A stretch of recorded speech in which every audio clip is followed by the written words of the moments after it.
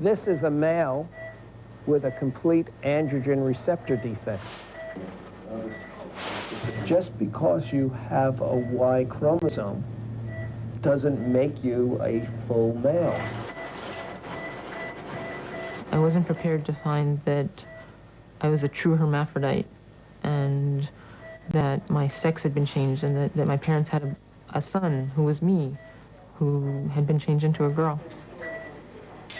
I'm an intersexed person. I'm intersexed in my brain, I'm intersexed in my body, I'm intersexed in my identity. Here we are going to reconstruct this child as a female. No matter how hard my parents tried to perm my hair, no matter how hard my parents said, you look so cute in that dress. I never, ever, ever felt female, but I don't feel male either. I'm neither, I'm both.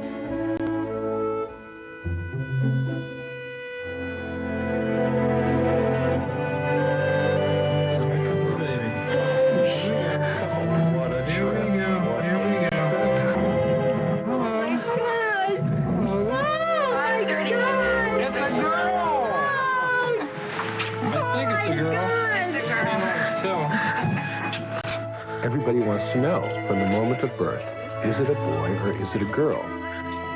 And the fact is that sometimes it's not a boy or a girl. Sometimes it's something other than that, something between those two. Pink or blue? When the sex of their new baby isn't immediately obvious, parents are shocked. Parents are devastated, and we have to work with them. It's the first question that a parent is asked. Did you have a boy? Did you have a girl? It's very, very difficult, and sometimes we cannot give that answer.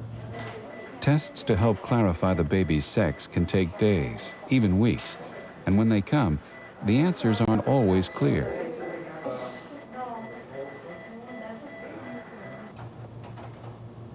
Whether we are male or female, Dr. Glassberg explains, all embryos begin with the same basic parts. Developing within that gender, we start out all the same. And most parents don't understand that the penis and the clitoris are the same organ, and that the outer labia are the same as the scrotum. We all start out the same way, and we have to understand that the body can make an error. Until about 6 or 7 weeks after conception, fetal genitalia are identical in both boys and girls. Then, if the baby is a boy, a gene on the Y chromosome causes the gonads to develop into testes. If there is no Y chromosome, the gonads develop into ovaries. But the remaining steps are driven primarily by the embryo's sex hormones, not its chromosomes.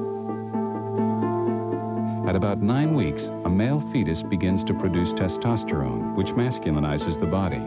Without testosterone, the genitals maintain their feminine appearance. But there are variations at every step along the way, and some children are born with mixed sexual characteristics in what is called an intersexual birth. That female baby has more male hormones than she should have, and suddenly her sexual organs develop more masculine, and they can look a slight enlargement of a clitoris or a clitoris that looks like a penis. I would like to bring to your attention today this 3-year-old boy who came to the doctor's attention as having no palpable testicles. It was soon realized that this little boy was not a little boy, that this little boy had 2 X chromosomes, and that this little boy had congenital adrenal hyperplasia. There are dozens of conditions that can cause intersexuality, and just as many physical variations. So it could be somebody who has ovaries and testicles. It could be somebody who just has testicles, but is not virilized enough so that the penis did not develop normally. It could be somebody who has both a vagina and something that looks like a penis. So there's all variations. And it's not as rare as you might think. As many as 1 in every 2,000 children are born with ambiguous genitalia. approximately 65,000 babies a year worldwide.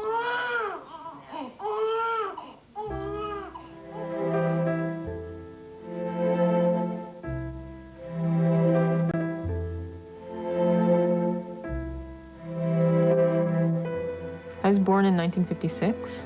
I was my parents' first child. And when I was born, I know now from having spoken to my mother that everyone in the delivery room fell silent. And it was clear that something was horribly wrong. And they wouldn't tell her what it was, and they wouldn't let her see me. 3 days went by while the doctors pondered the baby's ambiguous genitals. And eventually they decided to label me a boy without having even looked carefully. If they had looked, they would have easily noticed that I had a uterus. Though doctors weren't aware of it at the time, Cheryl Chase is what is called a true hermaphrodite. The term comes from the ancient Greek myth about a god named Hermaphrodite, who possessed both male and female genitals. In fact, I didn't have two sets of genitals. What I had was a very large clitoris. But to the doctors, the baby appeared to have a penis, and time was running out. The parents were demanding to see their baby. And they told my parents that I had micropenis and undescended testes, and that there wasn't anything that they could do about it. And they sent my parents home. The decision was made. The relieved parents named their new baby Charles, and life went on. But when Charlie was 18 months old, his parents, still uncomfortable with his unusual genitals, consulted a new specialist who admitted the toddler to the hospital for a sex determination. They started with a chromosome test. Chromosomes are bundles of genetic information that largely determine who and what we are. In a normal male, every cell in the body is XY. In a female, every cell is XX. Some people, including some intersexuals, have both, what is called a mosaic pattern. The tests revealed that Charlie's chromosomes were XX, female. You can't stop there. There's more to it. People think that your sex chromosomes determine your sex, and it's not so. There are XX males and there are XY females. That's because our hormones, the body's chemical messengers, can in many ways override our genetic sex. For example, if the fetus produces too much testosterone at a critical time in its sexual development, an XX female can appear masculine. Too little testosterone, or an inability to respond to it, can keep an XY male from virilizing, creating genitals that appear feminine. And as to how we feel about ourselves, There is a theory that the only reason people turn out to feel like boys and act like boys, or to feel like girls and act like girls, is because people treat them that way. since the 1950s, based on work done in Baltimore at Johns Hopkins Hospital, doctors have believed that nurture is key. Basically, what we're saying is that gender identity and sexuality is flexible. Howard DeVore was a doctoral student at Johns Hopkins in 1984 and co-authored a paper about the success of early gender reassignment. He has since changed his mind. Policzmy twoje paluszki, co? Policzmy paluszki.